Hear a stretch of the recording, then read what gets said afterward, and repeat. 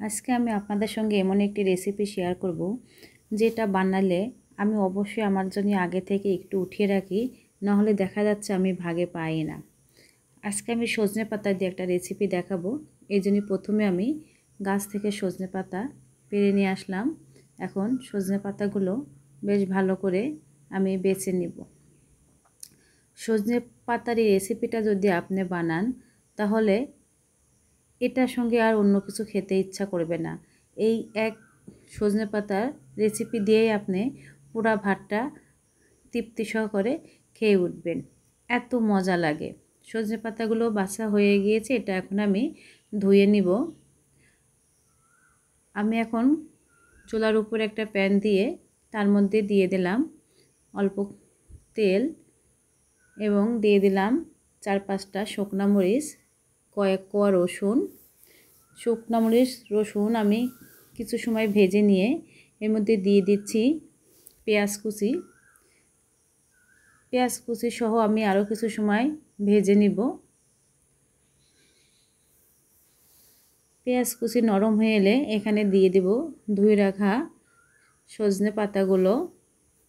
এখন এটা আমি বেশ ভালো করে ভাজতে থাকব।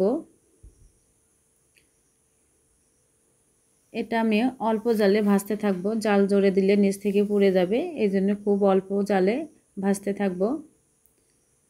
সজনে পাতা কিছুটা নরম হয়ে এলে এখানে দিয়ে দেব এখন আমি পরিমাণ মতো লবণ,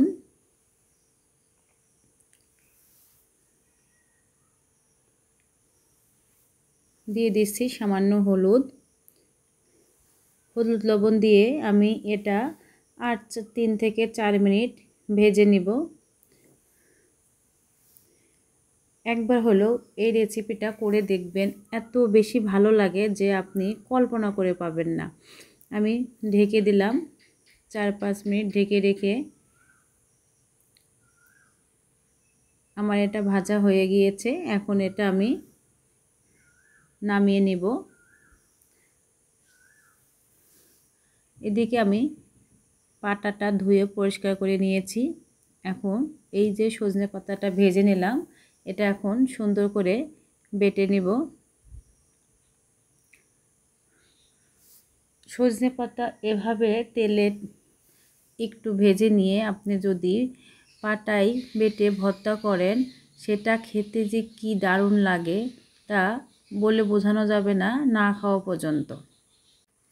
আমার ঘরে সজনে পাতা এভাবে ভর্তা করলে অবশ্যই একটু পরিমাণে বেশি করতে হয়, অল্প করলে হয় না, কারণ প্রত্যেকেই খুব পছন্দ করে এবং এই ভর্তা দিয়ে তৃপ্তি সহকারে 1 প্লেট ভাত খেয়ে নেয়। কিন্তু এটা অনেক পাতা দিয়ে ভর্তা করলেও দেখা যাচ্ছে অল্প হয়ে যায়, কারণ সজনে পাতাটা শুকিয়ে কমে যায়। সব কিছু একসঙ্গে আমি খুব ভালো করে বেটে নিচ্ছি। বাটা হয়ে গেলে এখন এই ভর্তার মধ্যে আমি দিয়ে দিব সরিষার তেল, আর এখানে আমি দিয়ে দিব কিছু চিলি ফ্লেক্স। এখন একসঙ্গে বেশ ভালো করে মেখে নিব। আমার এই সজনে পাতা ভেজে ভর্তা করা রেসিপিটি যদি আপনাদের ভালো লাগে, শেয়ার করে অন্যকে দেখার সুযোগ করে দেবেন। সাথে থাকার জন্য ধন্যবাদ। আল্লাহ হাফেজ।